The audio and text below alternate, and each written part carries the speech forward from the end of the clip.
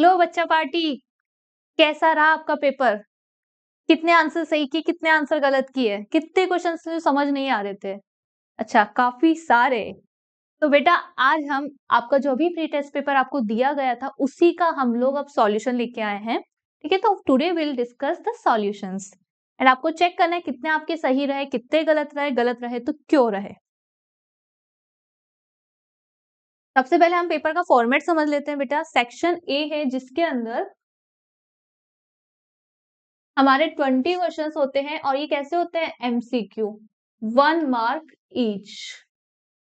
फिर section B है, इसमें क्या है? 21 to 24, मतलब 3 क्वेश्चन है आपके। फिर हम बात करते हैं सेक्शन बी की। सेक्शन बी में कितने क्वेश्चंस हुए बेटा? 4, वेरी गुड। और ये कैसे होंगे? Very short answer type question, जिसकी जो वर्ड लिमिट है वो सिर्फ 40 वर्ड से, 40 वर्ड से आगे नहीं जाना है। 40 वर्ड्स का मतलब है बेटा कि हार्डली आपकी 3 से 4 लाइन के ऊपर नहीं जाना है हमें। उसके बाद आता है हमारा सेक्शन सी। ये क्या है? Short answer type. इसमें क्या करना है? इससे थोड़ा सा बड़ा होगा ये, 5-6 लाइन तक भी आप इसको एक्सीड कर सकते हो। इसमें 60 वर्ड्स है और ये कितने मार्क्स का है? 3 मार्क्स का, और ऊपर वाला 2 मार्क्स का। ठीक है, 1 2 3। अब आता है हमारा सेक्शन डी। सेक्शन डी में कितने क्वेश्चन है बेटा? ये भी हमारे 4 क्वेश्चन जो कि है 5 मार्क्स के, और इसको हमें 120 वर्ड्स, मतलब ये क्वेश्चन कैसे हो गए? Long answer. इसमें आपको कम से कम 1 से 2 पेज तो लिख के ही आना है। जितना ज्यादा लिख सको कोई दिक्कत नहीं, बट इतना तो आपको लिख के आना ही है। अब हम बात करते हैं सेक्शन ए की। कितने क्वेश्चन है? 34 to 36। इसमें होगा बेटा केस बेस्ड, कि आपको एक पैराग्राफ दे दिया, कोई एक टॉपिक दे दिया, उसका एक पैराग्राफ आपको पढ़ना है, और फिर हो सकता है तो उसी पैराग्राफ में से हमारे क्वेश्चन हो, या फिर हमें उसके आसपास से कहीं से क्वेश्चन दे रखा हो, बट ज्यादातर ये एनसीईआरटी में के टॉपिक से ही रिलेटेड होता है। एंड योर सेक्शन ए, जिसमें आपको फ्री के मार्क्स मिलते हैं बेटा, बस आपको मैप सही करके आना है। सबसे कम क्वेश्चंस, मतलब सबसे कम टाइम कंज्यूमिंग है, तो मैप तक थोड़ा अच्छे से देख के जाना बेटा, क्योंकि इस सेक्शन में आपके फुल मार्क्स ही आने होते हैं। एक तो हमारा सेक्शन एफ और एक सेक्शन ए। तो स्टार्ट करते हैं हम सेक्शन ए से पहले। The question is, the German philosopher John Gottfried belong to which one of the following schools of thought. बेटा ये हमारा चैप्टर 1 से है, इसके अंदर हमने ये बात की है कि ये जो इंसान थे इनकी आइडियोलॉजी क्या थी। तो क्या होगा बेटा इसका आंसर? Very good, romanticist. ये वो एरा था बेटा जब लोगों ने सोचा कि लड़ाई झगड़े मारपीट वॉर, इनसे हम बात नहीं करेंगे, अब हमें पीस से बात करनी है, हमें हमारे सॉन्ग्स के थ्रू, पोइट्रीज के थ्रू इस तरह से हमारा मूवमेंट आगे बढ़ाना है। Let's move forward.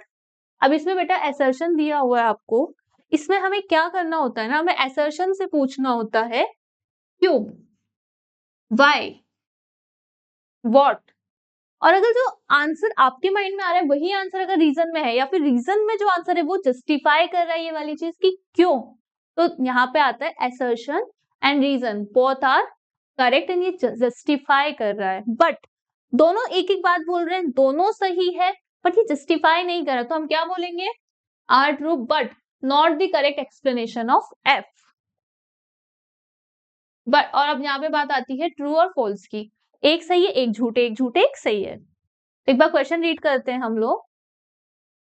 Act of union of 1707 between England and Scotland resulted in the formation of United kingdom of great Britain. अब ये एक स्टेटमेंट दिया, अब नेक्स्ट में वो क्या बोल रहा है? England wanted to impose its influence on Scotland. ठीक है, तो ये इसका जस्टिफाई कर रहा है क्योंकि इसी तरह से हुई थी बात शुरू। तो इसमें क्या ऑप्शन आएगा हमारा कि दोनों हमारे सही है, एंड ये इसको क्लियरली जस्टिफाई भी कर रहा है। Let's move forward. अभी इन्होंने 4 चीजें दे दी और इसको हमें क्रोनोलॉजिकल ऑर्डर में, बेटा आप जब भी एसएसटी पढ़ रहे हो ना अपना हिस्ट्री वाला, उसमें इस तरह के क्वेश्चन के लिए तैयार हो। क्रोनोलॉजी आएगी जिसके अंदर हमें सारी चीजों को एक के बाद एक जमाना है, तो आपको पता होनी चाहिए, आप पढ़ते टाइम में उनकी क्रोनोलॉजी बना के चलो। सबसे पहले क्या हुआ था बेटा? Very good, Napoleonic civil war आया था अपना, सिविल कॉड। इसके जस्ट बाद क्या हुआ था हमारा? Treaty of Constantinople. इसके बाद हुआ था Habsburg granted autonomy to Hungary. और सबसे लास्ट में क्या आया था? बाल्कन। बेटा इन केस आपको याद नहीं है क्या चीज पहले आई क्या, तो आपको एक बेसिक सा आइडिया होगा कि बाल्कन तो सबसे लास्ट में हुआ था जब ट्रीटी ऑफ किस्तानिपोल हो गई थी, ठीक है। फिर हंगरी वाला एग्जाम्पल है हमारा, और सबसे लास्ट में हुआ था बाल्कन का कौन। तो इनमें से देखो कि थर्ड किस किस में आ रहा है, इसमें और इसमें। तो ये तो हमारा कैंसिल हो गया, ये हमारा कैंसिल हो गया। अब इन दोनों में से ही आंसर है। फोर्थ हमारा फर्स्ट में, दोनों में फोर्थ फर्स्ट पर है। बस हम हमारा फर्स्ट और सेकंड की दिक्कत है। पहले कौन सेकंड हुआ था या फर्स्ट हुआ था, बस अब आपको ये देखना है। ठीक है बेटा, लेट्स मूव फॉरवर्ड। इसका आंसर क्या सही है हमारा? सी। अब यहाँ पे एक लिस्ट दे रखी है आपको, ठीक है। इधर आपके ऑथर्स है और इधर बुक है। अब आपको देख के बताना है कि कौन सा ऐसा ऑथर है या कौन सी ऐसी बुक है जो उस इंसान ने नहीं लिखी है या फिर लिखी है। क्या बोल रहा है? इज करेक्टली मैच्ड, मतलब सही लिखी है। तो कौन सा ऐसा आंसर है जो सही है? ज्योतिराव ने लिखी थी क्या अमर जीबान? सुदर्शन चक्र ने सच्ची कहानियां, राज सुंदर देवी गुलामगिरी, और काशी बाबा ने छोटे और बड़े सवाल। कौन सा आंसर सही है बेटा? वेरी गुड, फोर्थ हमारा सही है। अब हम बात करते हैं कि इसमें नॉन मेटेलिक में क्या लिखा है? माइका, ठीक है। अब इनमें से ऐसा कौन सा है जो हमारा एनर्जी मिनरल है, जिससे हमें एनर्जी मिलती है, जिससे बाकी चीजें, कुछ ना कुछ ऐसा है जो ड्राइविंग फोर्स होता है। क्या बॉक्साइट से गाड़ी चला सकते हो? मैग्नीज से चला सकते हो? नहीं। प्लेटिनम से? नहीं। तो क्या आंसर है हमारा? Natural gas. Let's move forward. अब इसमें इन्होंने कुछ कैरेक्टरिस्टिक्स दे रखी है बेटा, और इन कैरेक्टरिस्टिक्स के बेसिस पे आपको ये दिमाग लगाना है कि किसकी ये बात कर रहे हैं। इंपॉर्टेंट सॉइल है पहली बात, वाइडली स्प्रेड, मतलब एक ऐसी सॉइल जो बहुत ज्यादा स्प्रेड आउट है। उसके बाद आता है नॉर्दर्न प्लेन्स। क्या बना रहे हैं नॉर्दर्न प्लेन्स को? जल्दी, किससे बने हमारे प्लेन्स? अरे भाई, इतनी जल्दी आंसर भी आने लगी क्वेश्चन कंप्लीट होने से पहले। सैंड, क्लिट, silt and clay. Very good. तो इसका आंसर क्या है हमारा? Alluvial soil. कैसे आती है ये? रिवर्स अपने साथ ऐसे पूरा ना रॉक्स और ये सब लेके आती है, उसी से क्या बनते हैं हमारे? Alluvial plains. अब हम बात करते हैं नेक्स्ट। इसमें कुछ क्रॉप्स दे रखी है और इधर टाइप दे रखे हैं, तो आपको उनके नाम बताने हैं। बेटा बाकी से याद हो ना हो, ये हमें याद होना चाहिए कि बिवरेज क्रॉप क्या होती है। ड्रिंक्स, तो इनमें से कौन सा ऐसा है जो ड्रिंक है? टी। तो देखो इनमें से थर्ड का बी किस किस में है? इन दोनों में, मतलब ये हमारा ऑप्शन कट गया और ये ऑप्शन हमारा कट गया। अब वीट, वीट क्या है इनमें से? जल्दी बताओ। Food crop. Very good. A का देखते हैं, दोनों में सी है और दोनों में ये। तो अब हमको सेकंड या फोर्थ देखना है बस इसका। सेकंड का क्या होगा हमारा? रागी। रागी क्या है? मिलेट क्रॉप है। Very good. और थर्ड में क्या आएगा बेटा? बी। अच्छा दोनों में देखो बी भी दे रखा है, तो इसका आंसर हमारा सी है। वीट क्या है? हमारी फूड क्रॉप है वीट, ठीक है। हम टी की बात कर चुके हैं, टी हमारी बीवरेज क्रॉप है। रागी की हमने बात कर ली, हमारी मिलेट क्रॉप है। अब एक बचा हमारा फोर्थ का। तो इस तरह से हमारा ये आंसर था, हमें पता होना चाहिए। अब यहाँ पे आपने देखा food and fodder crop. Food होता है बेटा जो हम खा रहे हैं, और फोडर होता है जो हमारे जानवरों को, लाइक हमारा जो भी लाइव स्टॉक होता है, गाय हो गई, भैंस हो गई, आपकी ये गॉड्स हो गई, ये सारी चीजें आती है, इनको जो हम खिलाएंगे वो होगा हमारा फॉडर। अगेन न्यू थिंग आपको दे रखा और आपको बताना है कि ये जो चीजें लिखी हुई है, ये जो क्वालिटीज है, इन क्वालिटी को क्या बोलते हैं। पहली चीज, नो ऑफिशियल रिलीजन। तो किसी का ऑफिशियल रिलीजन नहीं है तो हम उसको क्या बोलेंगे? Secular. There is a freedom to protest, practice and propagate any religion in India. दोनों रिलीजन की बात करें तो ये क्या बता रहा है? सेक्युलर। Very good. अब इन्होंने बात करी इज करेक्टली मैच्ड। इन सब में एक है जो करेक्टली मैच्ड है, कौन सा है? Union list, state lead, concurrent and residuary. State में इसने एजुकेशन लिखा है। क्या स्टेट सिर्फ हम एजुकेशन सिर्फ स्टेट का काम है? नहीं, it was a part of a concurrent. Concurrent में इसने बैंकिंग लिखा है। क्या बैंकिंग स्टेट और ये दोनों मिलके लेते हैं? नहीं।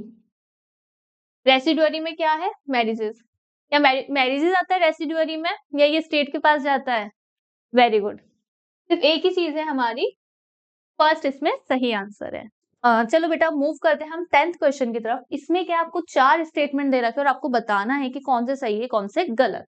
तो हम फर्स्ट स्टेटमेंट की बात करते हैं। तो हम फर्स्ट ऑप्शन की बात करते हैं, चूज द करेक्ट ऑप्शन में। Brussels has a separate government with equal representation. क्या ये चीज सही है? यस, ये चीज हमारी सही है। Dutch and French speaking ministers are equal in central government. क्या ये चीज सही है? यस, पॉपुलेशन अलग थी बट इनका जो प्रेजेंटेशन था, इनके जो मिनिस्टर्स थे देवर इक्वल। कम्युनिटी गवर्नमेंट भी बनाई गई थी। क्या बनाई गई थी? यस, बनाई गई थी, belonging to one language. Series of majoritarian measures adopted in Belgium. क्या ऐसा कुछ बेल्जियम में हुआ था? नहीं। कहाँ हुआ था ये वाली चीज? श्रीलंका में। तो सिंपल सा है बेटा, जिसमें भी फोल्थ आ रहा है वो सारे काट दो। Cut cut cut. क्या बचा? ये वाला। Very good. Let's move forward. Which one of the following country has one party system. अब हमें एक ऐसा सिस्टम जानना है जिसमें सिर्फ एक ही पार्टी हो, उसके लोग चेंज होते हैं। जैसे कि अगर मैं आज बीजेपी की बात करूं, ठीक है, तो सपोज इंडिया में सिर्फ बीजेपी है, आज मोदी जी बने हैं प्राइम मिनिस्टर, कल अटल बिहारी वाजपेयी बन जाए या फिर कोई और मोदी से ही मोदी वाली टीम से ही ऐसे पोजीशन चेंज करते रहे। कभी ओम बिरला बन गया पीएम। पार्टी एक है, लोग एक है, बस उनकी पावर्स चेंज हो रही है। तो ऐसा कहां पर है? सिर्फ और सिर्फ चाइना में। Fundamental principle of democracy. हम किस चीज को बोलेंगे कि वी आर डेमोक्रेटिक? क्या होगा? Rule of the people with freedom. Single individual नहीं हो सकता, हेरिडेटरी नहीं हो सकती क्योंकि हमने डेमोक्रेसी की बात की है। इसमें तो हमारा मोनार्की या ऑटोक्रेटिक गवर्नमेंट हो गई। Rule of military chiefs. बेटा ये कहां पर है ऐसा कि मिलिट्री चीफ की वजह से, मतलब मिलिट्री ने वहां पे रूल किया हुआ है? Pakistan. Very good. Next question. Following language is included in 8th schedule. यहाँ पे ये बात कर रहा है बेटा जो हमारी 22 ऑफिशियल लैंग्वेजेस है, तो कौन सी उसमें ऐड हुई है? ओडिया। अब हम बात करते हैं लिटरेसी रेट। एक इंसान को हम लिटरेट कब बोलते हैं? जब वो 7 साल से ऊपर हो, प्लस किसी एक लैंग्वेज में उसको पढ़ना आता हो, ठीक है, समझ आती हो। तो एज ग्रुप क्या है हमारी? 7। Let's move forward. अब इसमें क्या बात करी है? ऑफ दीज फैमिली, 4 इन्होंने इनकम दे दी है, 1 2 3 और 4, और ये क्या बोल रहा है? एवरेज। तो एवरेज निकालने का क्या फॉर्मूला है बेटा? इन सबको प्लस करना है अपन को। 2000 प्लस 5000 प्लस 3000 प्लस हमारा 6000। सबको प्लस करो जल्दी से, क्या आंसर आएगा? करते हैं चलो।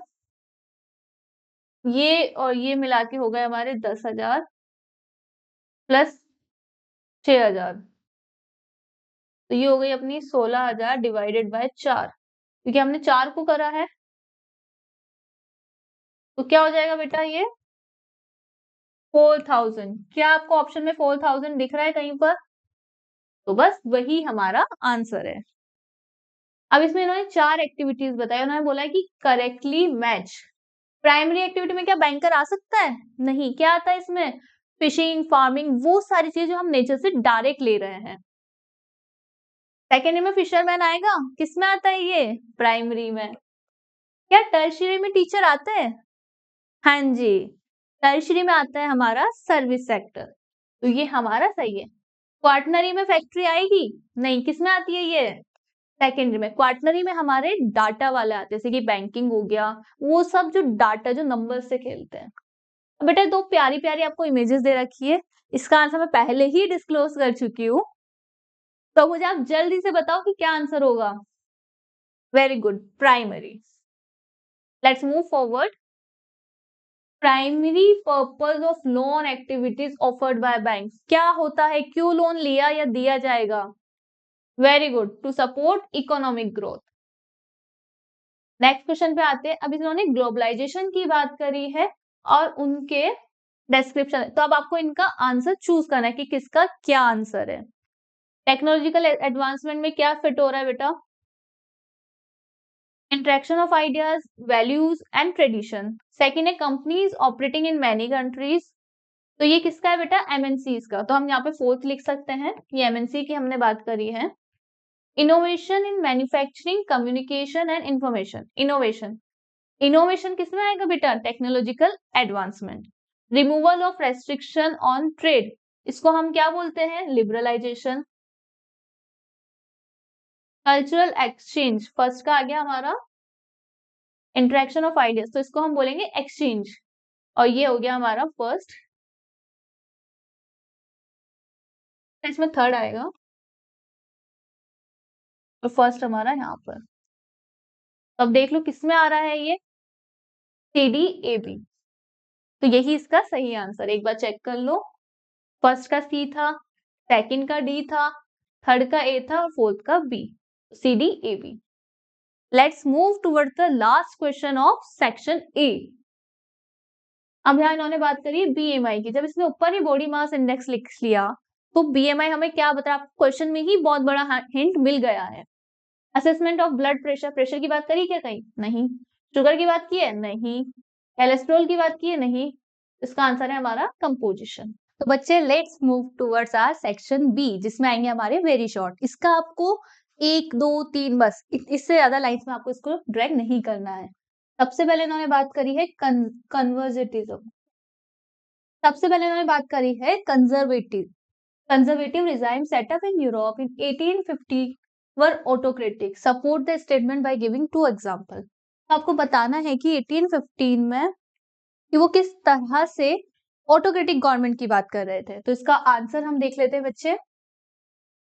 वर autocratic because they lack tolerance towards dissent and criticism.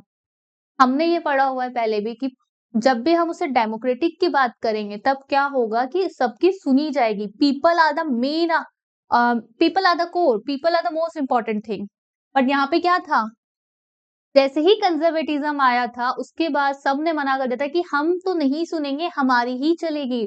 Autocrats आ गए थे, रूलर्स आ गए थे, किंग्स आ गए थे। तो पहली चीज ये हो गई। और दूसरी, जो भी एक्टिविटीज की जा रही है जो कि ऑटोक्रेटिक रिजाइम्स को क्वेश्चन कर रही है, क्या ये सही है, क्या ये गलत है, उन सारी एक्टिविटीज को सब कर्ब्ड कर दिया गया था, बंद कर दिया गया था। तो ये दो चीजें हमें बता रही है। सेंसरशिप आ गई थी, सेंसरशिप वही है बेटा, एंड लोगों की फ्रीडम एंड लिबर्टी ले ली गई थी। तो आप इसमें कोई से भी 2 पॉइंट लिख सकते हो, ठीक है। हमें ये बताना है कि किस तरह से लोगों की फ्रीडम ले ली गई थी, जो रूलर्स थे वो उनकी कुछ नहीं सुनते थे। Next, horizontal power sharing and vertical. Horizontal में क्या होता है बेटा? हमारी जो पावर होती है वो होती है organs of government, legislature, executive and judiciary. इस तरह से होता है हॉरिजॉन्टल में। हम यहाँ लेते हैं लेजिस्लेचर, एग्जीक्यूटिव एंड जुडिशियरी। अब ये तीनों क्या है? इक्वल है। जबकि वर्टिकल में क्या होता है बेटा? इस तरह से होता है। सबसे टॉप पे आता है अपना सेंटर, फिर आता है अपना स्टेट, एंड देन आते हैं लोकल गवर्नमेंट। इसमें क्या होता है? इसमें एक लेवल होता है, एक हायरार्की होती है। सबसे पावरफुल कौन है? सेंटर, फिर उसके बाद स्टेट, उसके बाद सबऑर्डिनेट्स जो होता है। और इसमें तीनों ऑर्गन्स इक्वल है। Let's move towards next question. Primitive subsistence and commercial subsistence. Primitive का मतलब होता है ओल्ड, ठीक है, और कमर्शियल का मतलब होता है कि ये है हमारे ट्रेड से रिलेटेड। सबसिस्टेंस मतलब होता है लाइफ के लिए बस। तो प्रिमिटिव जब आ रहा है वर्ड, तो इसका मतलब है पुराने जमाने का, पुराना, ठीक है। सबसिस्टेंस मतलब जो हमने हमारी लाइफ के लिए हमें जरूरत, जितना खाना हमें खाना है उतनी ही यहाँ पे फार्मिंग हो रही है, ठीक है। और कमर्शियल में क्या है? हम इतना उगा रहे हैं और वो मेन पर्पस हमारा खाना नहीं है, उसका हम क्या करेंगे? सेल करेंगे, ट्रेड करेंगे। तो इनके डिफरेंसेस बताने बेटा आपको, ठीक है। इसमें भी आपको 2-3 ही लिखने होते हैं डिफरेंसेस, 3 लिख दो काफी है। जितने मार्क्स का क्वेश्चन है उतने हमें लिखने होते हैं। पहली चीज, farming techniques are very old, primitive tools और स्मॉल स्केल। वो जैसे कुल्हाड़ी से कर लिया, इनके पास ना ट्रैक्टर होते हैं ना बड़ी कोई सी छोटी छोटी चीजें होती है, हाथों से ही कर रहे हैं सारे। इधर क्या होगा? मॉडर्न टूल्स होंगे, HYV सीड्स होगी, केमिकल फर्टिलाइजर्स, पेस्टिसाइड्स, और बहुत बड़े स्केल पे होता है ये। नेक्स्ट पे आ जाओ, only sufficient to feed the farmers and their family. इधर हम जब बात करेंगे तो क्या होता है, प्रॉफिट। इधर आते हैं next, mainly max use of human, ये लेबर इंटेंसिव है, जबकि इधर पैसा है, इनके पास सब कुछ है, तो ये होगा कैपिटल, मतलब मनी इंटेंसिव। इसमें बात आती है क्या क्या उगाया जा रहा है, व्हीट, राइस, मिलेट्स, जो हम खाते हैं। इसमें हम उगाएंगे कॉटन। क्या आप डायरेक्ट कॉटन को यूज कर सकते हो? नहीं, वो सारा प्रोडक्ट कहाँ जाएगा, इंडस्ट्रीज में। शुगर केन की बात हो गई, कॉफी, टी, जूट, तो यहाँ पे वो चीजें उगाई जाएगी कमर्शियल में जिसको हम बेचेंगे। Let's move towards our next question. बेटा ये और में है, ठीक है, या तो आप वो वाला कर लो या फिर ये वाला कर लो। अब इसमें क्रॉप्स पे दे देना, एक रबी एक खरीफ। तो रबी क्या है, कब उगाई जाती है, end of the monsoon and beginning of the winter, ठीक है, ये उस टाइम पे उगाई जाती है। ये हो गया अपना, जैसे मानसून कब खत्म होता है अपना बेटा, ये दिसंबर के अप्रोक्स उगाई जाती है। इधर इसकी बात करें तो beginning of the rainy season, ये हमारे अगस्त के आसपास, जब हमारा मानसून आया नहीं होता ना, उससे जस्ट पहले। इनको क्या चाहिए होता है, लॉन्ग डे लेंथ, लंबे दिन, इनको गर्मी चाहिए होती है, और इसको शॉर्ट, क्योंकि विंटर्स में आई है। अब ये क्या है, वार्म क्लाइमेट चाहिए इनको, और warm climate for the seed germination, the cold climate को, जब गर्मी होगी ना तभी उगाई जाएगी, और ये पकने के लिए, इनको रिप होने के लिए जो इनका टाइम है, उस टाइम में इनको ठंडा वेदर चाहिए, तो ढेर सारा पानी चाहिए, हॉट वेदर, इसलिए ये हमारे मॉनसून वाले टाइम में मेन रहेगी। अनसीजनल रेनफॉल खराब कर सकती है, जबकि इसमें रेनफॉल, जितनी अच्छी रेन होगी उतनी अच्छी हमारी क्रॉप होगी। नेक्स्ट, इंडिया की जो विंटर्स है वो कैसे होते हैं, ड्राई। कौन सा ऐसा पार्ट है इंडिया का जहाँ पे विंटर्स में हमारी रेनफॉल होती है, ये आपको बताना है मुझे कमेंट सेक्शन में। इसमें क्या चाहिए, रेन वाटर चाहिए। Harvesting months are March and April, March and April में आते हैं, जैसे आपने देखा होगा बेटा, हमारे घर में जो गेहूं आते हैं अक्सर, वो कब आते हैं, मार्च अप्रैल। और ये क्या है, सितंबर में ये हार्वेस्ट की जाती है, सितंबर अक्टूबर में। और ये इसके आगे एग्जांपल्स दे रखे हैं, मस्टर्ड, व्हीट, कुमिन, कोरिएंडर, और इधर क्या है, rice, bajra, groundnut. Let's move towards the next question. अब हमारे यहाँ पे बात आई है सस्टेनेबिलिटी की। तो मुझे जल्दी से कमेंट सेक्शन में बताओ, सस्टेनेबल डेवलपमेंट क्या होता है। I am just waiting for your comments बच्चा, ठीक है। तो अब यहाँ बात करते हैं, how can a nation achieve a balance between economic growth and environment sustainability. मतलब हमें ग्रोथ भी करनी है, हमें ऊपर भी जाना है, पर साथ में हमें ये चीज भी ध्यान रखनी है कि हमारी ग्रोथ की वजह से हमारा आसपास का एटमॉस्फेयर खराब ना हो, हमारे नेचुरल रिसोर्सेज को हम बहुत लिमिटेड और अच्छे वे में यूज कर पाए। तो इसमें पहली चीज, ग्रीन टेक्नोलॉजी। ग्रीन का मतलब क्या होता है बेटा, नो पॉल्यूशन। अक्सर आपने देखी होगी ईवी जो अपनी स्कूटीज, कार, उसमें ग्रीन कलर की वो रहती है नंबर प्लेट, क्यों, कि वो ये बता रही है we are pollution free, adopting a green technology. ये बात कर रहा है इंडस्ट्रीज का, कि सबसे ज्यादा पॉल्यूशन कहाँ से होता है, industries. Can help environment footprints and promoting economic growth. अब हम बात करते हैं रेगुलेटरी मेजर्स। हमने बात कर ली कि ये होना चाहिए, वो होना चाहिए। अब ये हो रहा है या नहीं हो रहा है, ये कौन देखेगा, रेगुलेटरी। हम कमिटीज बनाएंगे जिनका काम यही है, वो ये चेक करे कि ये काम ढंग से हो रहा है या नहीं हो रहा है।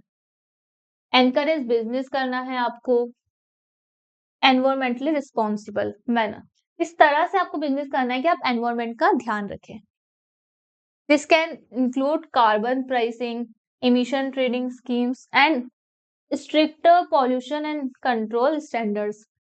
उस इंडस्ट्री को हम बैन ही कर देंगे अगर वो ढंग से काम नहीं कर रही है, तभी ये चीजें होगी। इसमें यही बोल रहा है कि इंडस्ट्री का जो सेफ्टी चेक है, जो हमें पॉल्यूशन नहीं हो रहा है, इस पे हमें बहुत स्ट्रिक्ट रहना है।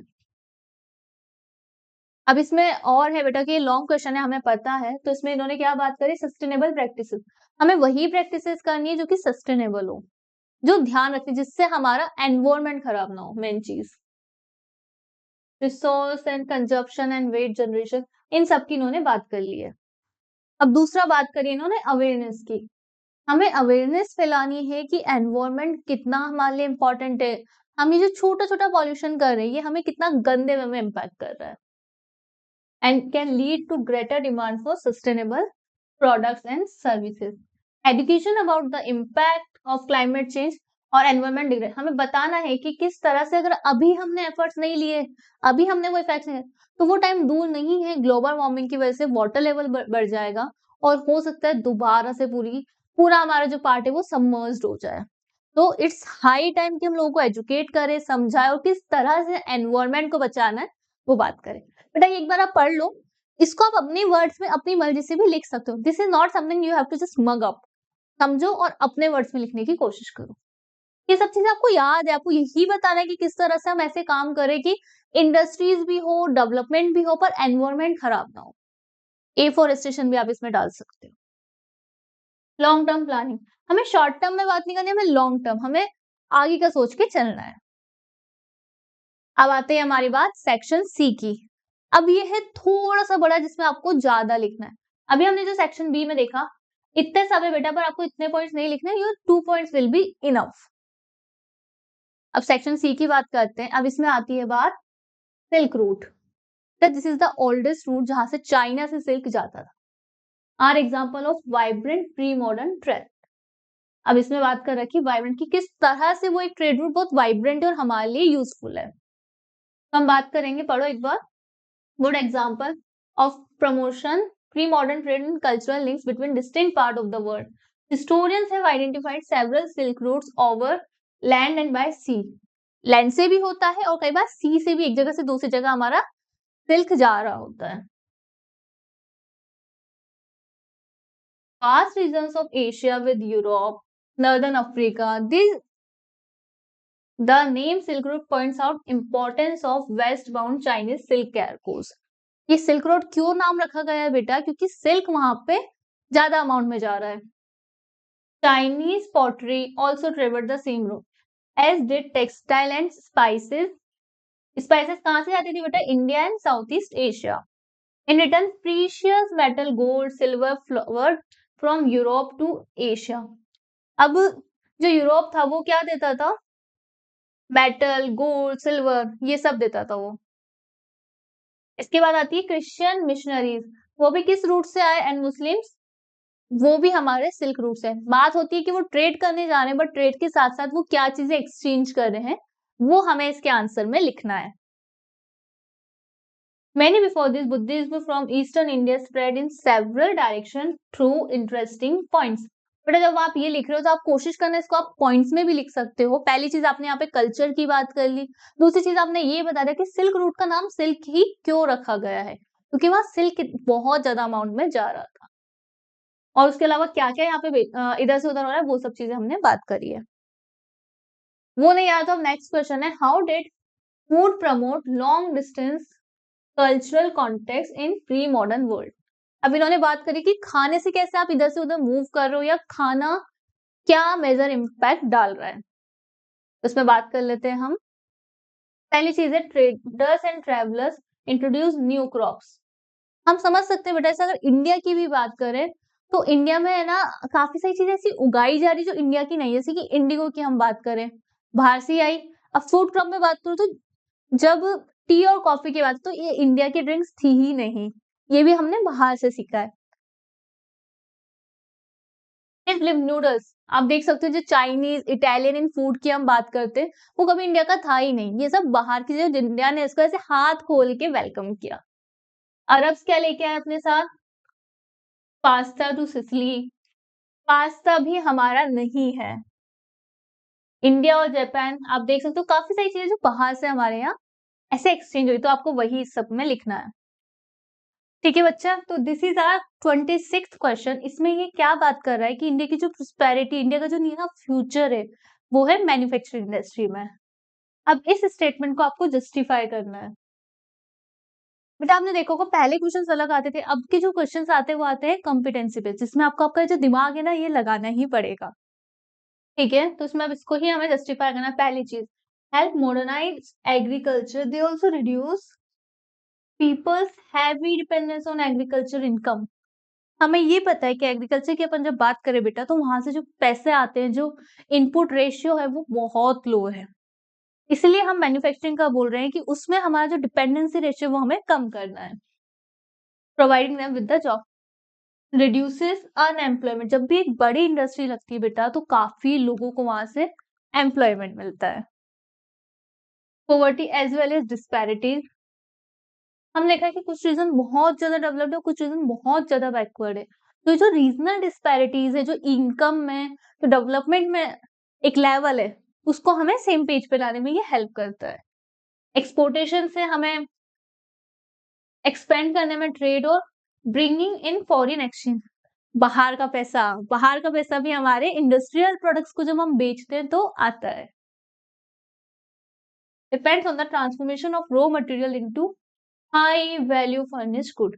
जो सस्ती चीजें होती है उनको जब आप इंडस्ट्री से, जैसे अगर बेटा अपन आलू की बात करें, आलू कितने रुपए किलो होंगे, सपोज 20 रुपए किलो, पर जब वही चिप्स बन जाता है तो आप देखो कि वो 1 किलो आलू ही आपके 2000 रुपए किलो हो जाते हैं। हम बात करेंगे इसमें फंक्शंस ऑफ पॉलिटिकल पार्टी। देखा बच्चा, सिंपल लिख सकते थे what are the functions of political party, पर नहीं, हमने इसको ट्विस्ट दिया और हमने यहाँ पे क्या बोला, explain 3 responsibility carried out by political parties.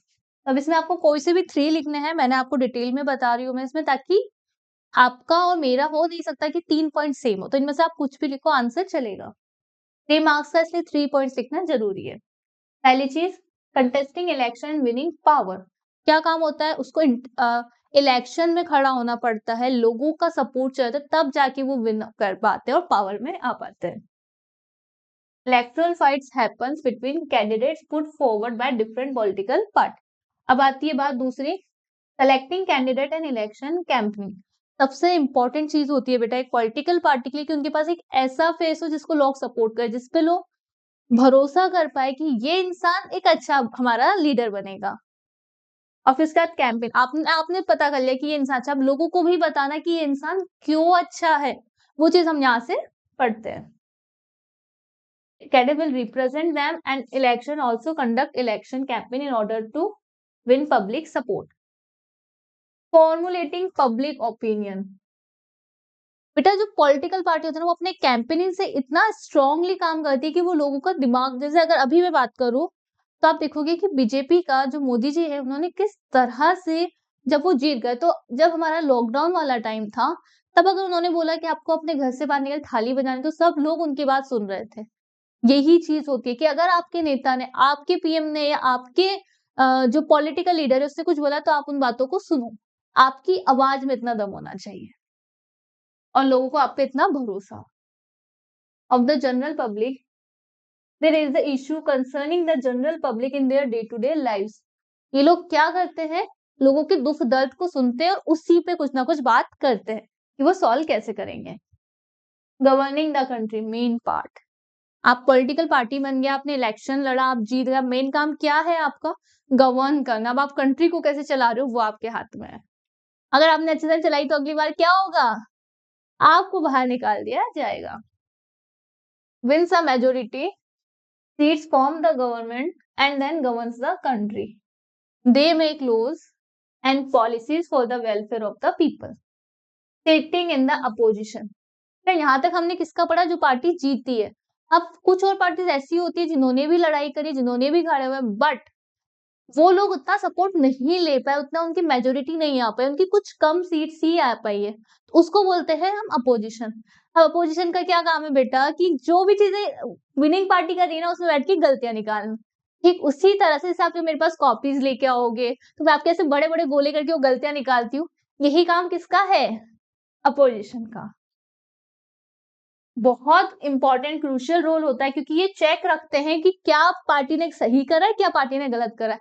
हर एक गलती को पब्लिक के सामने लाने का काम कौन करता है, अपोजिशन।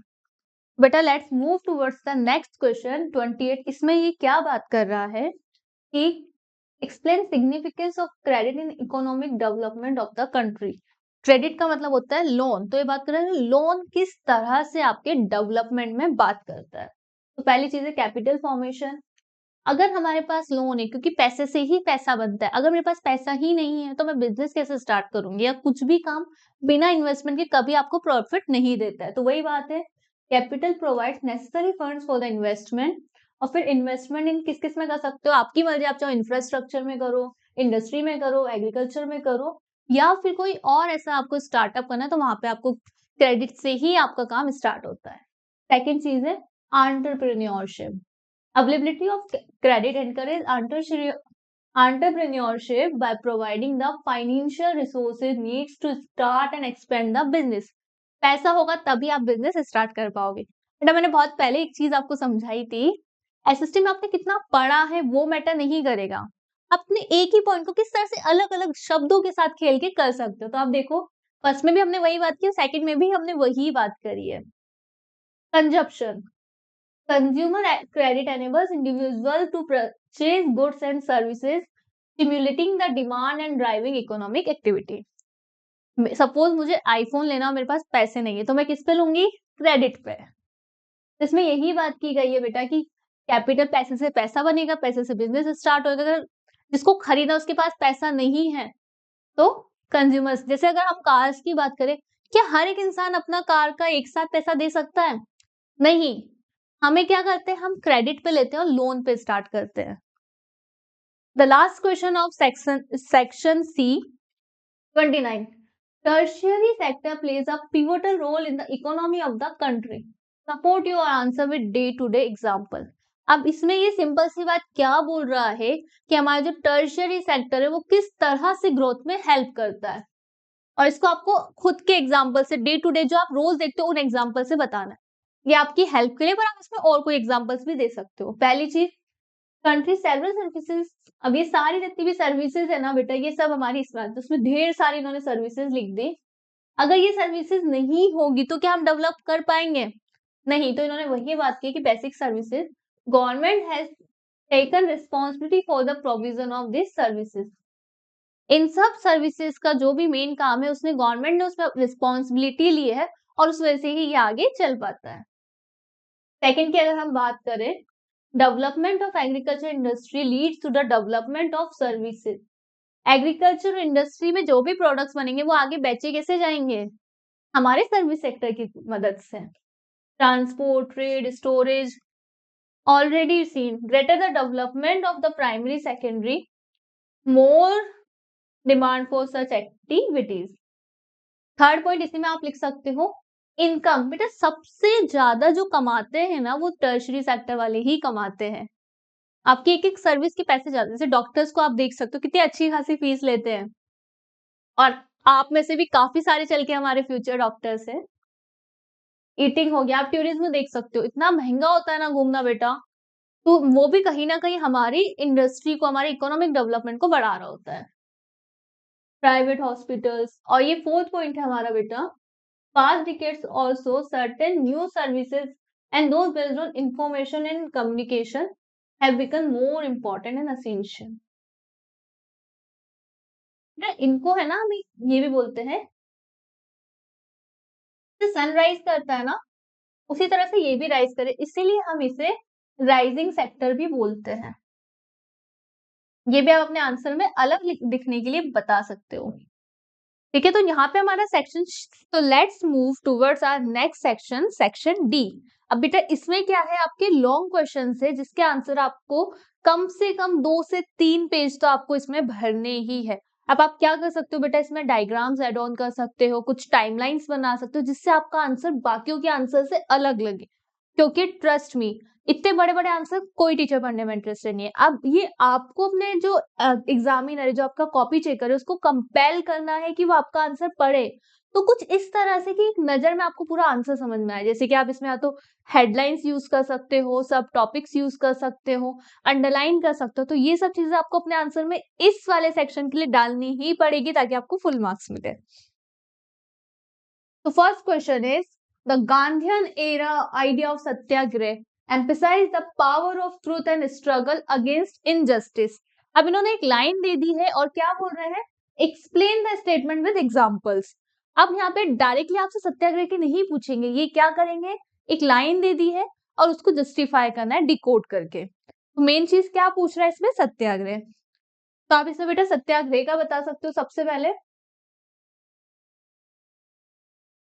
ठीक है। फिर उसके बाद उसके एग्जाम्पल दे सकते हो कि किस तरह से सत्याग्रह में हमने बिना वायलेंस के, हमने ट्रुथ से, हमने एक बहुत पीसफुली प्रोटेस्ट करके हमारे इंडिपेंडेंस मूवमेंट की स्टार्ट की थी। एम्फेसाइज सबसे इंपॉर्टेंट चीज पावर ऑफ ट्रूथ, ये हमें लिखनी ही है सबसे पहले। इसका मतलब क्या होता है, need to search for truth. और ऐसा बोला जाता है कि सच है तो वहां पे हमें वायलेंस की जरूरत नहीं है। ऐसा किसने बोला था, हमारे गांधी जी ने। That if the cause was true, if the struggle was against injustice, then physical force was not necessary to fight। ये बात बोली थी हमारे गांधी जी ने। Without seeking vengeance or being aggressive, a satyagrahi could win the battle through non-violence. This could be done by appealing to the conscience of the oppressor. People, including the oppressor, had to persuade to see the truth instead of being forced to accept the truth। क्या बोला जा रहा है इसमें कि हमें अगर हमारा एक कोर्स ट्रू है तो हमें जो ऑपरेसर है, जो हमारे अगेंस्ट, जिसके अगेंस्ट हम पूरा रिवोल्ट कर रहे हैं, उसको फोर्स करना है। किस चीज के लिए, कि आप सच देखो, you need to see the truth, instead of कि हम मान ले अरे कोई बात नहीं, हम क्या ही कर सकते हैं, मैं अकेला इंसान क्या कर लूंगा, और आप उसका जो सच है, जो उनका पॉइंट ऑफ व्यू, उसको आप एक्सेप्ट करते हो। तो क्या करना है, हमें हमारा पॉइंट रखना है, ना कि हमें सामने वाले का पॉइंट यहाँ पर समझना है। ये गांधी जी ने बोला। Through the use of violence, और ये कब करना है हमें, जब हमें वायलेंस के थ्रू सामने वाले अपनी बात मनवा रहे, तब हमें क्या करना है, हमें वायलेंट नहीं होना है अगेंस्ट में, हमें बहुत पीसफुली अपनी बात रखनी है। Truth was bound to ultimately triumph, मतलब ट्रुथ की ही जीत होगी, सत्य की ही जीत होगी। His dhamma was of non-violence, and only this can unite Indians। ये वापस से वही चीज बेटा इसमें बता रखी है। अब यहाँ पे स्टार्ट होता है कि कब से सब चीजें स्टार्ट हुई, जैसे ही महात्मा गांधी इंडिया आते हैं तो ये वाली चीज स्टार्ट होती है। He organized Satyagraha in various places, बात होती है 1917 से। चंपारण गए थे, क्यों गए थे चंपारण, जल्दी से बताओ कमेंट सेक्शन में। टू इंस्पायर पीजेंट्स, पीजेंट्स के लिए गए थे बेटा, क्योंकि उस टाइम पे जबरदस्ती उनसे इंडिगो उगवाई जा रही थी। ऑपरेसिव प्लांटेशन सिस्टम, ये आप 8th क्लास में बहुत अच्छे से पढ़ के आए बेटा, कि इंडिगो का क्या चीज थी, किस वजह से वो परेशान हो रहे थे, इंडिगो किस तरह से उनका लैंड खराब कर देता है। फिर उसके बाद वो गए थे खेड़ा डिस्ट्रिक्ट गुजरात की, और इस तरह से वहां पे क्रॉप फेलियर हुआ था, तो उसके अगेंस्ट वो अपना सत्याग्रह लेके गए थे। क्या था उनका, कि हमें रेवेन्यू पे नहीं करना। और क्यों रेवेन्यू पे नहीं करना है, क्योंकि यहाँ पे एपिडेमिक है, हमारी क्रॉप फेल हो गई, हमारे पास खाने के पैसे नहीं है, हम तुम्हें कैसे रेंट दे, हम तुम्हें कैसे वो पैसे दे जो तुम हमसे मांग रहे हो, तुम उसके लिए हमारे साथ मारपीट कर। तो सब कहाँ जाते हैं, गांधी जी के पास। तो ये रिलैक्सेशन मांग रहे थे कि हमें इस बार रेवेन्यू से रिलैक्स कर दो, हमें रेवेन्यू ना देना पड़े। तो ये जाते हैं अहमदाबाद। अब अहमदाबाद क्यों जाएंगे बेटा, वहां पे भी एक ये मूवमेंट लेके आते हैं। वो ये वाला मूवमेंट किस लिए होता है, कॉटन मिल वर्कर। जिस तरह से पीजेंट्स को परेशान किया जा रहा था इंडस्ट्री में, वैसे ही लेबर्स को परेशान किया जा रहा था। तो जैसे ही पीजेंट्स का हो जाता है तो उसके बाद वो जाते हैं लेबर्स के पास। अभी हमारा नेक्स्ट क्वेश्चन है, या तो और वाले क्वेश्चन आते हैं इसमें, है या तो आप इसका ए पार्ट कर लो या फिर बी पार्ट। तो here is a B part. इधर क्या क्वेश्चन पूछ रहा है, how did people belonging to different communities, regions and language develop a sense of collective belonging in the late 19th century, explain with example। यहाँ पे भी क्या बोल रहा है वो, he is talking about sense of collective identity, but board इतना simple तो आपको देंगे नहीं, तो यहाँ पे इन्होंने एक स्टेटमेंट लिख दिया है, और अब आपको इसी को रिकॉर्ड करके अपना आंसर लिखना है। ठीक है, तो बेटा इसका ये अपना बड़े वाले क्वेश्चन है, तो जितने मार्क का क्वेश्चन है उतने ही अपन को इसमें लिखने होते हैं पॉइंट्स। तो स्टार्ट करते हैं। पहली चीज इन्होंने बोला कल्चरल सिंबल्स एंड आइकन। अब बेटा देख रहे हो इसमें किस तरह से पॉइंट बना के फिर आगे लिखा है इन्होंने। आपके पास दो तरीके होते हैं, तो आप ये हटा दो, डायरेक्ट लिखे जा रहे हो, उसमें क्या होगा, मुझे पढ़ना पड़ेगा आपकी एक एक लाइन। जब ये वाली चीज आपने लिख के अंडरलाइन कर दी तो मुझे क्या पता है किसके अंदर इसने ये बात करी है, तो मेरे को पूरा पॉइंट पढ़ने की जरूरत नहीं है। यहाँ पे मेरा क्या हुआ, टाइम सेव। जितना आप जो आपका एग्जामिनर है उसका टाइम बचाओगे उतने ही वो खुश होकर आपको मार्क्स देगा। तो हमें इस चीज का बहुत अच्छे से ध्यान रखना है बेटा, कि हम उसे एकदम ऐसे आपको अपनी आंसर शीट परोसनी है कि उसको मेहनत ना करनी पड़े, जितनी कम मेहनत उतने ज्यादा नंबर, ये इसका ऐसे चल रहा होता है बेटा रेशियो। तब इन्होंने क्या करा, भारत माता, ये सेम चीज है बेटा आपने वहां पे भी देखी है, अपने यूरोप वाला जो अपना नेशनलिज्म था, सेम चीज है बेटा वहां पे, और यहाँ पर आर्टिस्ट ने भारत माता बनाई। रविंद्रनाथ टैगोर ने क्रूशियल रोल किया प्ले करने में, लोगों को यूनाइट करने में। Motherland evoke the feelings of patriotism and, मतलब हमें ये फील कराएंगे वी आर इंडियंस, हम सब इंडिया जो है एक ज्योग्राफिकल फिगर ना लेके, हम इंडियंस के लिए एक इमोशनल चीज लेके आए कि we all are the children of same mother. इसी कॉन्सेप्ट को हम फ्रेटर्निटी बोलते हैं बेटा, सिंगल मदर के, हम एक ही फैमिली के बच्चे हैं सब, और वो मदर कौन है, वेरी गुड, भारत माता। अब बात आती है लिटरेचर एंड फोल्क फेयर। जब हमने बेटा ये वहां पे बात की थी यूरोप वाले में, रशियन वाले में, तो हमने इसको क्या बोला था, रोमांटिसिज्म। ये वही चीज है बेटा, याद रखना, तो ये वाला क्वेश्चन आपका एग्जाम में आएगा, या फिर नेशनलिज्म इन यूरोप। तो इस टाइम पे क्या हुआ था, इन्होंने बंकिम चंद्र चट्टोपाध्याय ने वंदे मातरम लिखा, जो आज भी हमारा नेशनल सॉन्ग है, और भी काफी सारे ऐसे सॉन्ग्स लेके आए ताकि लोगों को यूनाइट कर पाए। Nationalist histories, the writing and dissemination of nationalist histories that highlighted India's rich culture, heritage and glorious past helped to create a collective। हमें बताया गया, जब कोई और आके हम पे रूल करेगा ना बेटा, तो हमेशा ये चीज याद रखना कि वो हमें सबसे पहले बताएगा कि तुम इंडियंस तो कुछ नहीं थे, तुम्हें तो कुछ नहीं आता, तुम्हारे को ट्रेन हमने लाके दी, तुम्हें हर एक चीज कौन सिखा रहा है, हम ब्रिटिशर्स, तुम्हारा कल्चर तो किसी काम का ही नहीं है। तो क्या कर रहे थे उस टाइम पे, राइटर्स बता रहे थे कि वी आर इंडियंस, वो एक सेंस ऑफ सुपियोरिटी हमारे अंदर डेवलप कर रहे थे कि हमारा जो कल्चर है, हमारा जो ट्रेडिशन है, वो कितना रिच है। ये भी बहुत जरूरी था उस टाइम पे। अब बात करते हैं फेस्टिवल एंड सेलिब्रेशन। तो कितनी ही लड़ाई हो, कितने ही मनमुटाव हो, कितने ही मतभेद हो, फेस्टिवल इज समथिंग जो हम सबको यूनाइट करता है। होता है ना, बुआ से लड़ाई हो रखी है बट फेस्टिवल पे बुआ आ रही है और हम उसी प्यार से रह रहे हैं, चाचा ताऊ में कई बार लड़ाई होती है, बट फेस्टिवल्स पे हम सब एक साथ होते हैं। यहाँ पे भी वही चीज स्टार्ट हुई, गणेश चतुर्थी का सेलिब्रेशन, दुर्गा पूजा, ये सब क्यों लेके आ रहे थे, क्यों कर रहे थे, ताकि हम सब एक साथ होके रहे, यूनिटी। पब्लिक गैदरिंग, इन सब से ही हम ब्रिटिशर्स को डरा सकते थे कि हम लोग यूनाइटेड है। Transgender, regional, religious boundaries burning, bringing people together in the spirit of freedom. अब आती है बात पॉलिटिकल मूवमेंट, कैसे होगा पॉलिटिकल मूवमेंट, पार्टीज के थ्रू। यहाँ पे पार्टीज बन गई थी पॉलिटिकल मूवमेंट्स की, सच एज द स्वदेशी मूवमेंट, ये सारी पार्टीज थी, मूवमेंट्स थे एक साथ। Use the vein goods and boycott of British products created a shared purpose among diverse groups. And इसी तरह से हमारे पॉलिटिकल मूवमेंट्स बहुत एक पूरे इंडिया को एक साथ लेके आए थे। कौन कौन से मूवमेंट्स थे, यहाँ पे कुछ मूवमेंट है, बाकी है अपने नॉन कॉर्पोरेशन मूवमेंट, खिलाफत मूवमेंट। आपने देखा कि किस तरह से नॉन कॉर्पोरेशन में हम मुस्लिम्स और हिंदू दोनों को एक साथ ले आए थे, पूरा देश एक साथ था। अब नेक्स्ट क्वेश्चन पे आते हैं हम, 31। Promotion of energy conservation is important plank of sustainable energy.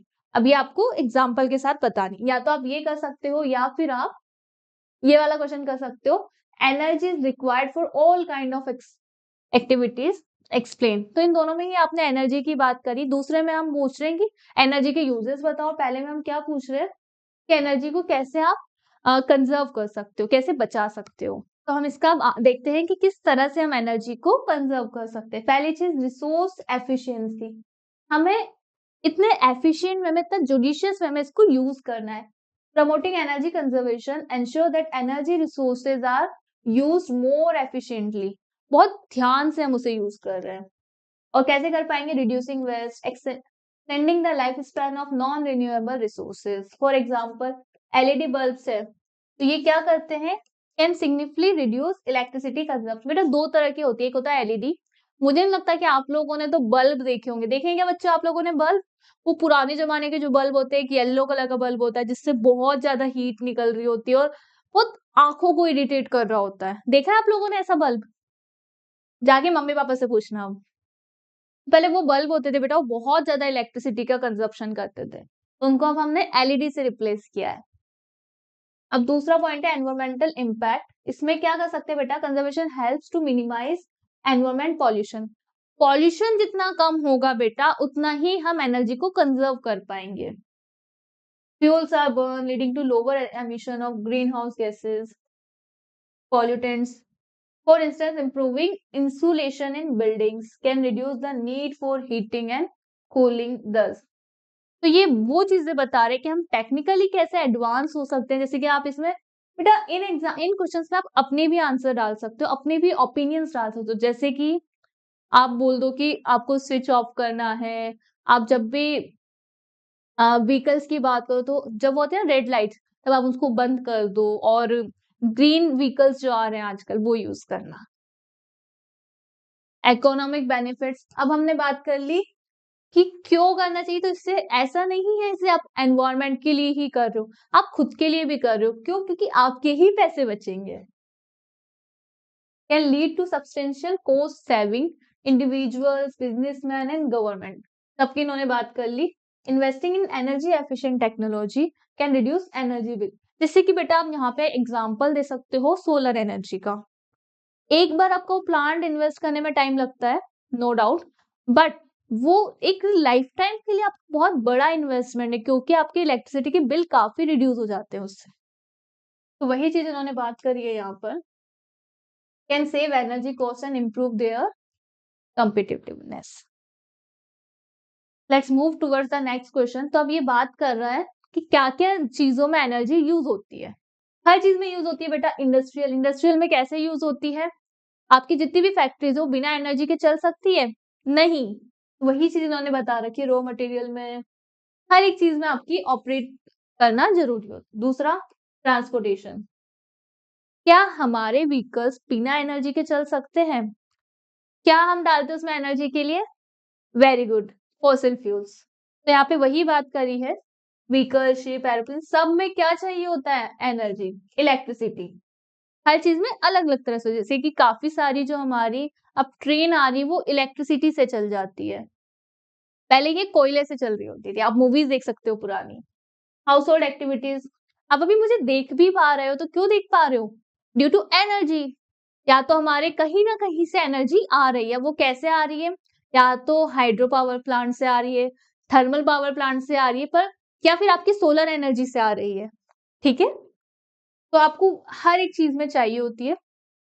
दूसरा, इकोनॉमिक डेवलपमेंट, क्या बेटा बिना एनर्जी के इकोनॉमिक डेवलपमेंट हो सकता है? नहीं, आपके सारे इंफ्रास्ट्रक्चर, आपका सब कुछ बंद हो जाएगा अगर एक दिन में हमें एनर्जी नहीं मिली। अब ये बात है लाइट एंड हीट, ये भी हमें किससे मिल रही है? एनर्जी। तो यहाँ पे ये मतलब नहीं है कि कोई एक particular source, energy is like everything. आप खाना भी खा रहे हो तो वो आपको एनर्जी का एक सोर्स है, जो आपको फूड आपको एनर्जी दे रहा है बाकी काम करने के लिए। तो ये वही बता रहे हैं यहाँ पे। तो बेटा हम बात कर रहे हैं अब इस वाले क्वेश्चन में, democracy is a better form of government. ठीक है, तो अब हम आगे बात करते हैं कि वो क्यों है। पहली बात, क्यों है? Promotes equality among citizen. बेटा आप इसमें देख रहे हो किस तरह से हमने टॉपिक वाइज आंसर लिखा है। एग्जैक्टली यही अप्रोच आपको भी अपने एग्जाम्स में रखनी है। आप देख सकते हो पहली चीज हमने रखी है कि प्रमोट्स इक्वालिटी अमंग सिटीजन्स। ठीक है, इक्वालिटी ही बेसिक पिलर है। जब तक इक्वालिटी नहीं होगी, we can not have a happy country, we can not have a place जहाँ पे लोग रह पाए। कि इक्वालिटी नहीं होगी तो कॉन्फ्लिक्ट्स होंगे, और ये सब आप बहुत डिटेल में फेडरलिज्म में पढ़ के आए हो। तो वही वाली चीज है यहाँ पे। पॉलिटिकल इक्वालिटी होती है, everyone is equal before the law. यहाँ पे हम इक्वल राइट्स प्रोवाइड करते हैं, और ये सब सिर्फ और सिर्फ डेमोक्रेसी में ही होता है। Without any discrimination, there is no discrimination. ठीक है, नेक्स्ट पॉइंट है अपना, enhances the dignity of the individual। यहाँ पे हर एक इंडिविजुअल की डिग्निटी पे बात की जाती है, हर एक इंसान इक्वल है। enhances the dignity, right to vote and freedom to live। आपको पता है ना बेटा कितने हमारे फंडामेंटल राइट्स दिए गए हैं, और राइट टू इक्वालिटी कौन से आर्टिकल में आता है? कमेंट सेक्शन में बताएं। हमें ग्रेट प्राइड होता है in the fact that India is the largest democracy in the world, and India has the largest lengthiest written constitution. So who governs the nation, हम लोग ही डिसाइड कर रहे होते हैं बेटा कि हमें कौन गवर्न करेगा। कैसे डिसाइड करते हैं हम? By voting. Improves the quality of decision making. बेटा इंडिया का जो डिसीजन मेकिंग प्रोसेस होता है ना, बहुत लेंदी है, बहुत लंबा है, बट ये लंबा प्रोसेस ही है जिसकी वजह से क्वालिटी डिसीजन आते हैं। जो एक डिसीजन होता है कि क्या हमारे अमेंडमेंट आने हैं या क्या चीज अब नया लो लेके आएंगे, तो उससे पहले इस डिसीजन को काफी सारे राउंड से गुजरना पड़ता है। आपको पता है लोकसभा में किस तरह से हर एक टॉपिक पर डिबेट होती है।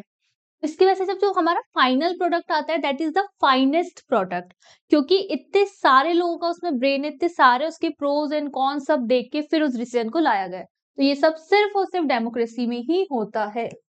Improve decision making quality I usually made after such deliberation, वही लिखा हुआ है बेटा जो मैंने आपको समझाया है अभी। A method to resolve conflict, यहाँ पे एक हमें मेथड दिया जाता है, क्योंकि जब भी लड़ाई होगी तो इस टाइम पे पॉलिटिकल इक्वालिटी है, लोगों को कॉन्स्टिट्यूशनल इक्वालिटी दी गई है, तो देखा जाता है कि किसकी गलती है, क्या पनिशमेंट देनी है, और इस तरह से देखा जाता है कि किसी के साथ इनजस्टिस ना हो। वही बात यहाँ पे की गई है। फ्री एंड फेयर इलेक्शन होता है डेमोक्रेसी में। No one is a permanent winner. अगर कोई अच्छा काम कर रहा है तभी लोग उसको लेके आएंगे, वरना उसको किक ऑफ कर दिया जाएगा। और डेमोक्रेसी में सब कैसे रहते हैं? हार्मनी एंड पीस में। अब आती है बात allow room to correct mistake. अगर कोई गलती हो गई है तो यहाँ पे ये भी स्कोप होता है कि उसको सही किया जाए। Rule continues with the citizen, so if people make the wrong choice in selecting the representative then it can be ratified. कैसे रेटिफाइड करेंगे? इस बार किसी और को जिता दिया, अगली बार किसी और को जिता दिया जाएगा। वही हमें रूल करेगा जो हमारी शर्तों के अकॉर्डिंग हमें खुश रखते हो। हमें मतलब हम सिटीजन्स को। Let's move towards the next question. Democracy accommodate social diversity. अब इसमें ये बात की गई है कि डेमोक्रेसी है वो इस तरह से अकोमोडेट करता है, इस तरह से पॉजिटिव आउटकम्स लेके आता है कि यहाँ पे अलग अलग डाइवर्सिटी होते हुए भी लोग एक साथ रहते हैं। पहली चीज डेमोक्रेसी, तो अब आपको बेटा इसमें वही चीज है जो पहले वाले में था, अब इसमें एक नई अप्रोच दे दी है इन्होंने।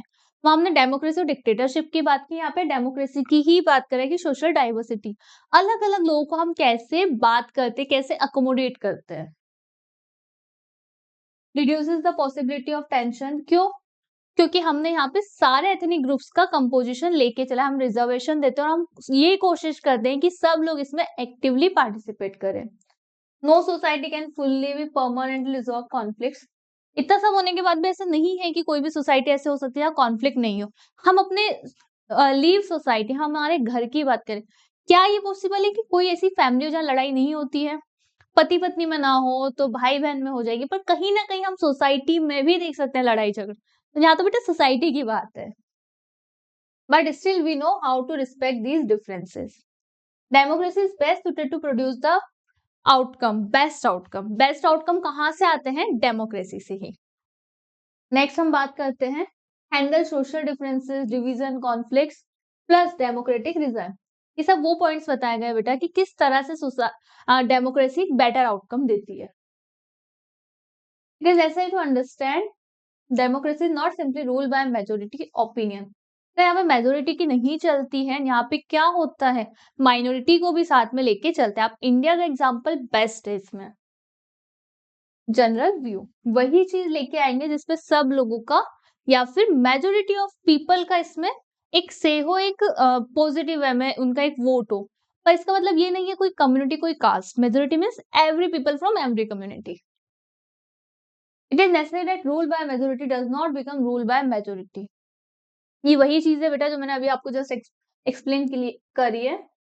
The chance of being in majority at some point of time, कभी ना कभी आप जिस कम्युनिटी के उसकी सरकार या उसके आपको लोग पावर में दिखेंगे, तो आप हर एक इंसान के पास ये चांस होता है कि आज नहीं तो कल हम उस मेजोरिटी का पार्ट है। Let's move towards the next question. Rapid improvement in technology has been the major factor that stimulated the globalization process. अब हमने किसकी बात करी है? ग्लोबलाइजेशन की। पहला क्वेश्चन ये बात कर रहा है कि किस तरह से टेक्नोलॉजी ने एक ग्लोबलाइजेशन में हेल्प किया है। इसका सेकंड पार्ट देखते हैं। अब इसमें इन्होंने ये भी ग्लोबलाइजेशन से ये बेटा, foreign trade and foreign investment policies are the aspect of liberalization and globalization. अब इसमें किसकी बात करी इन्होंने, ट्रेड बैरियर और लिबरलाइजेशन की। सबसे पहले इन्होंने बात करी ट्रांसपोर्ट टेक्नोलॉजी की। क्या बेटा एक अच्छा ट्रांसपोर्ट नहीं होगा तो हम एक सामान को इधर से उधर बेच पाएंगे, या फिर हम ऐसी जगह जाना प्रिफर करेंगे? नहीं। तो ट्रांसपोर्टेशन किस तरह से इंपॉर्टेंट रोल प्ले करता है, पहले हमने ये बात कर ली। फिर इसमें बात करते हैं हम information and communication technology.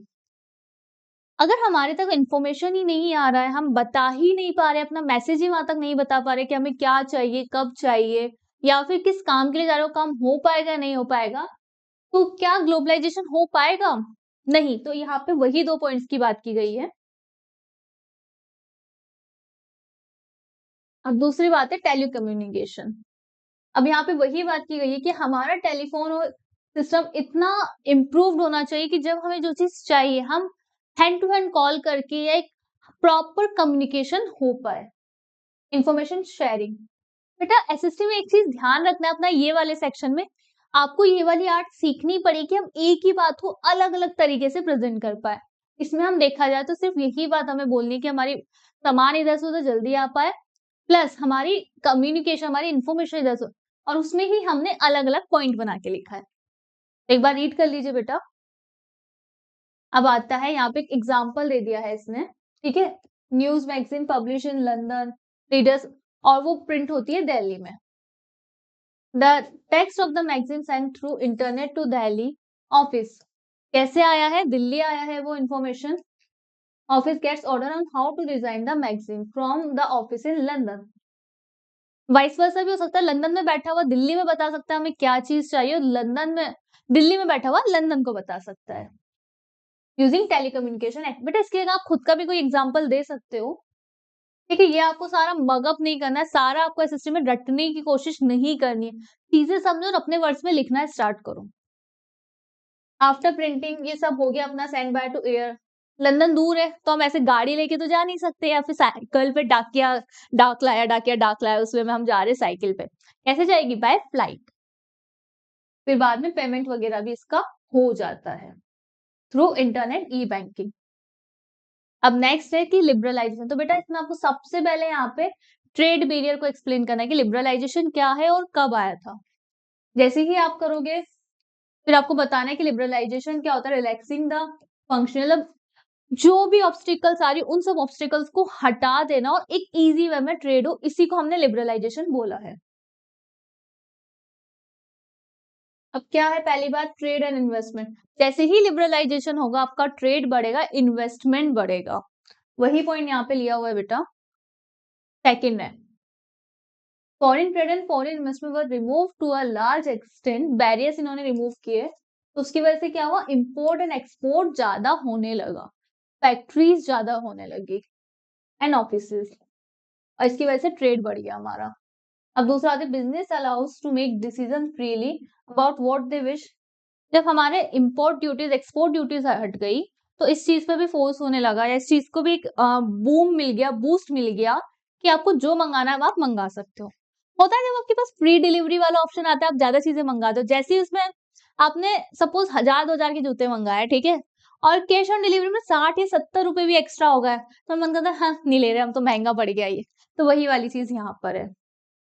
MNC multinational companies, multinational corporation का भी दरवाजे खुले, ज्यादा से ज्यादा एमएनसीज आ गई, उसकी वजह से पैसा, more freedom and exposure to the country, ज्यादा हमें एक्सपोजर और मिला कि हमें अब जो मंगाने हैं हमारे पास एक वेराइटी बढ़ गई है। सेक्शन सी में क्या होगा अपना, इसमें केस बेस्ड स्टडी आएंगे कि आपको एक पैराग्राफ दे दिया गया है इस तरह से और आपको उसको पढ़ के आंसर करना है। तो देखते हैं हमारा एक पैराग्राफ ये किस पे दिया हुआ है, print and censorship. Okay, print and censorship, तो इसके अंदर हम देखेंगे क्या प्रिंट कल्चर का था। आपको याद है बेटा चैप्टर कौन सा है, प्रिंट एंड कल्चर वाला। इसमें हम देखेंगे पावर ऑफ प्रिंटेड वर्ल्ड,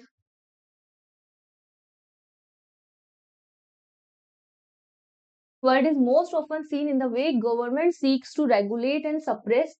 तो अब इसमें गवर्नमेंट की इन्होंने बात कर ली है। The colonial government keep continuous track of all book and newspapers published in India and pass numerous laws to control the press. ये जो चीज दे रखी है इसको क्या बोलते हैं? सेंसरशिप।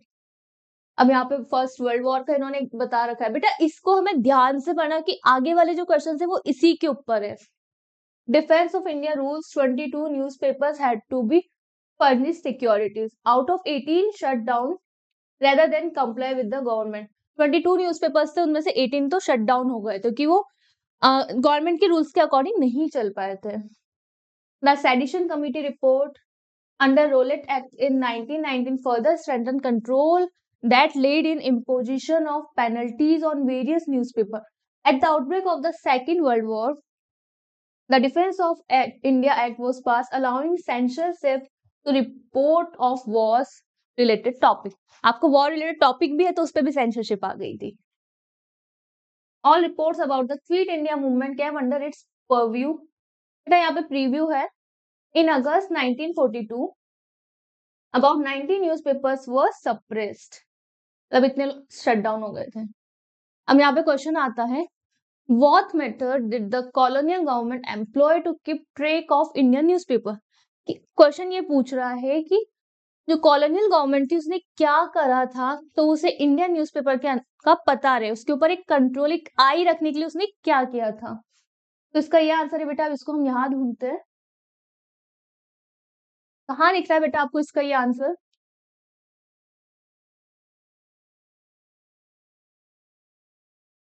ये यहाँ से स्टार्ट हो रहा है बेटा, हैड टू फर्निश, यहाँ से स्टार्ट हो रहा है ये अपना। Under Rowlatt Act and further strengthened at the outbreak of the sedition committee report, यहाँ से हमारा ये स्टार्ट होके यहाँ तक आएगा ये, on various newspaper and allowing censorship. तो ये क्वेश्चन है हमारा बेटा, ठीक है। ये क्वेश्चन है, इसका आप आंसर देख सकते हो। क्या रखा है हमने उधर देखा था अभी हमने कॉलोनियल वाली चीज, तो वही इसमें क्वेश्चन पूछ रहा है कि न्यूज़पेपर को अंडर कंट्रोल रखने के लिए उन्होंने क्या क्या किया था। तो सेंसरशिप आ गई थी, उसके बाद पेनल्टीज भी उन्होंने इंट्रोड्यूस कर दी थी। तो आप एक बार आंसर रीड कर सकते हो। The colonial government kept track of Indian newspaper by requiring them to furnish securities under the Defense of India rules। They also imposed control through act like Sedition Committee report, which led to further imposition of penalties। Next question है, how did the colonial government law affect the press। अब इसमें किस चीज की बात कर रहे हैं बेटा? अगेन ये बात कर रहे हैं सेंसरशिप की।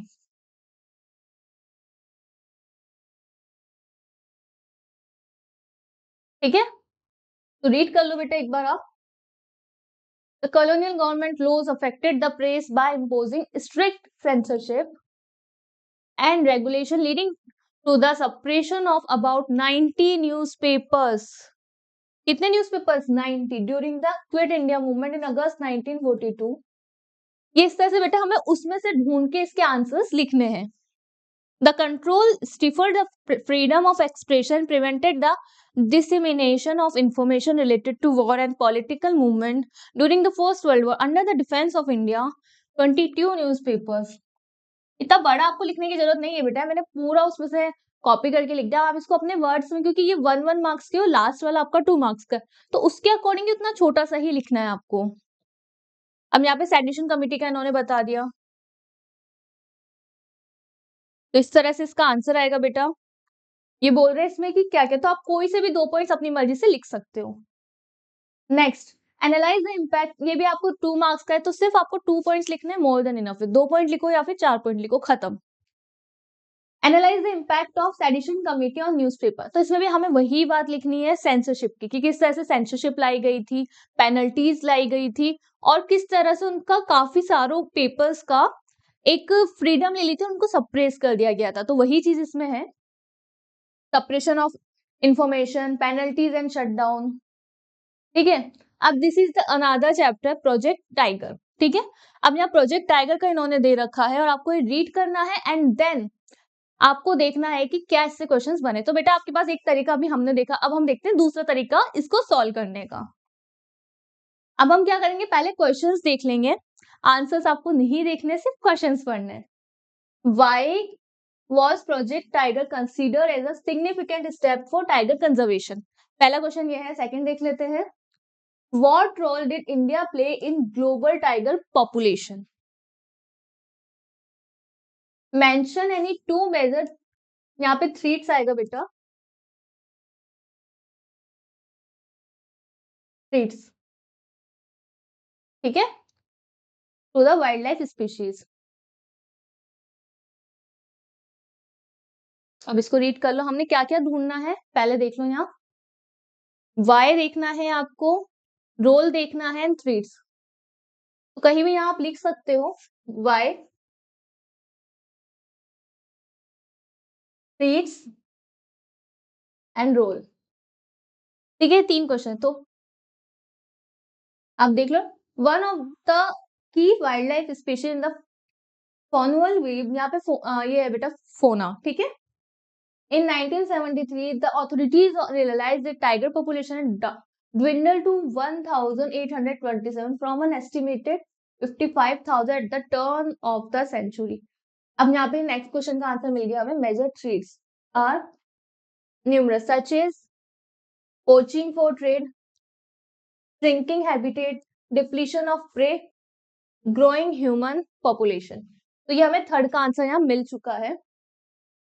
Next है the trade of tiger skins and the use of their bones in traditional medicine, especially in Asian countries, left the tiger population on the verge of extinction.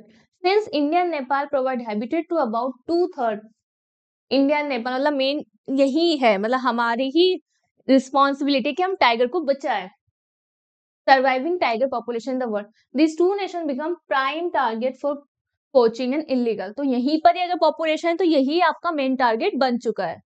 Project Tiger was one of well-publicized wildlife campaign in the world, was launched in 1973. Tiger conservation has been viewed not only as an effort to save an endangered species, but with equal importance as means of preserving biotypes of feasible magnitude. तो यहाँ पे बात कर रखी है हमने why, तो why का आंसर आपको यहाँ मिल चुका है बेटा। कॉर्बेट नेशनल पार्क, ये इसने बता रखी है कि कौन कौन से ऐसे हैं important. Sundarban national park, West Bengal, Madhya Pradesh, Sariska sanctuary in Rajasthan, यहाँ पे एक रणथंबोर सेंचुरी भी बेटा बहुत इंपॉर्टेंट है, Manas tiger reserve in Assam and Periyar tiger reserve in Kerala. तो पहली बात थी सिग्निफिकेंट स्टेप क्या करा है इन्होंने, क्यों है, क्योंकि इसने क्या एम किया है, protecting and increasing the dwindling tiger population.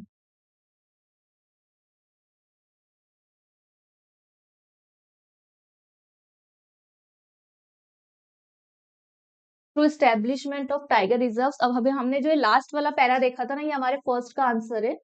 तो जो नीचे आपको दे रखा है वो आपको यहाँ पे लिखना है, अपनी लैंग्वेज में लिखना होता है बेटा, ये सिर्फ आपकी एग्जांपल के लिए मैं लेके आई हूँ, पर जरूरी नहीं आप इसी तरह से लिखो, यही कॉपी करो, इसका आंसर हर एक बच्चे का अलग होगा। प्रिवेंट कोचिंग क्या है, मतलब क्यों टाइगर, आपको इसमें ये बताना है कि जो प्रोजेक्ट टाइगर है वो क्यों सिग्निफिकेंट है, वो क्या चेंजेस लेके आ रहा है। नेक्स्ट क्वेश्चन, रोल क्या प्ले किया इसने, इंडिया ने। तो इंडिया का हमने देखा कि इंडिया नेपाल में 2/3 रहती है, इसका आंसर आपको यहां मिल जाएगा, ये वाला अपना, ये आपको सेकंड का आंसर मिल चुका है यहाँ, ठीक है।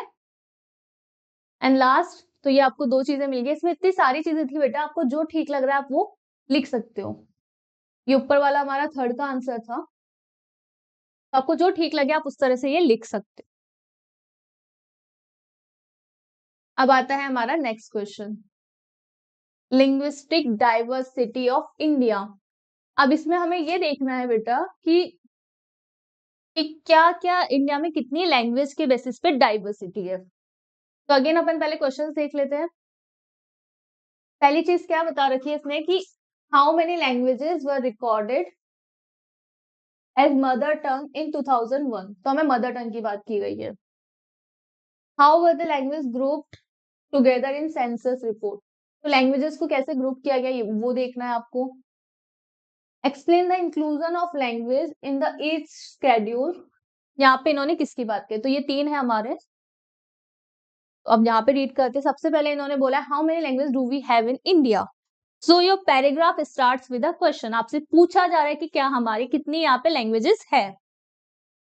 Answer depends on how one counts it, the latest information it has from the census of India. अब यहाँ पे 2001 किसका आंसर दे रहा है आपको? ये फर्स्ट क्वेश्चन का आंसर आपको यहाँ मिलने वाला है 1300 डिस्टिंक्ट लैंग्वेजेस, जिनको हमने मदर टंग बोला है। तो ये किसका आंसर मिल गया बेटा आपको? फर्स्ट का। नेक्स्ट क्वेश्चन ये बात कर रहा है, अब क्या बोल रहा है ये नेक्स्ट, उसमें इस पैराग्राफ से हमें सेकंड का आंसर मिलने वाला है।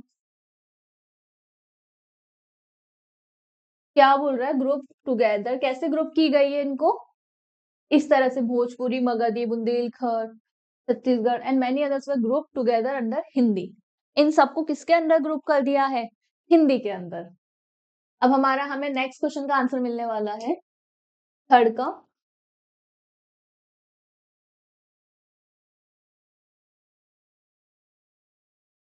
हमारी 121 मेजर लैंग्वेज, अब ये बोल रहा है 22 languages were included in the 8th schedule of Indian constitution. यही तो पूछा था थर्ड में कि 8th शेड्यूल में कितनी लैंग्वेजेस इंक्लूड की गई है। तो here is your third question. देख लीजिए एक बार, आप आंसर रीड कर लीजिए बेटा। तो let's move towards our section F. इसमें क्या होते हैं बेटा? Map based question. आपको दो इसमें दे रखे, कुछ होगा हिस्ट्री वाला सेक्शन और कुछ होगा ज्योग्राफी वाला सेक्शन। तो हम देख सकते हैं कि स्टार्टिंग में हमारा हिस्ट्री वाला सेक्शन है। आपको वो प्लेस बताना है जहां से सॉल्ट लो ब्रेक किया गया था। तो ये किसकी बात कर रहे हैं? वेरी गुड, दांडी मार्च। तो कहाँ पे टूटा था, आपको ये चीज बतानी है। दूसरी बात है कि नेशनल कांग्रेस सेशन कहाँ हुआ था। बेटा इसकी जब भी बात आती है ना, आपको यही वाला चैप्टर अच्छे से पढ़ना है, नेशनलिज्म इन इंडिया। जो मोस्टली जो क्वेश्चंस आते हैं वो इसी चैप्टर से आते हैं। उसमें भी ये दो चार ही चीजें हैं गिनी चुनी, जो ही आपको अच्छे से पढ़नी है। फिर नेक्स्ट है हमारा ज्योग्राफी का, जिसमें आपको सलाल डैम बताना है। तो चार है, चार में से तीन बताने हैं आपको। ठीक है, कलपक्कम बताना है कि कहाँ पर है। नाम सुन के ही क्या लग रहा है, कहाँ पर होगा ये हमारे साउथ में है। बैंगलोर है, कहाँ पर है आपको बताना है। और मोरमुगांव। ठीक है, ये सब चीजें आपको मैप पे लोकेट करनी है। तो हियर इज द सॉल्यूशन। ये आ गया हमारा कि कहाँ पर हमारा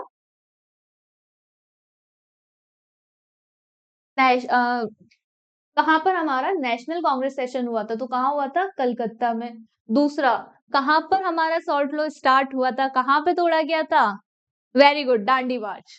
तो ये हो गया, ये मोमोगांव, ये कहाँ पर है बेटा? गोवा में। ये हमारा बैंगलोर हो गया यहाँ पर। ये कलपक्कम, कलपक्कम कहाँ पर है? तमिलनाडु। एंड ये हो गया हमारा सलाल डैम। ठीक है, thank you. And here your sample paper 1, your pre test paper 1 के सॉल्यूशंस का वीडियो खत्म होता है। अब ऐसे ही आपको अगर अभी भी कोई डाउट है, कुछ समझ नहीं आ रहा है, तो आप हमें अभी भी कमेंट सेक्शन में बता सकते हो। बेस्ट ऑफ लक बेटा, रॉक ऑन। Thank you.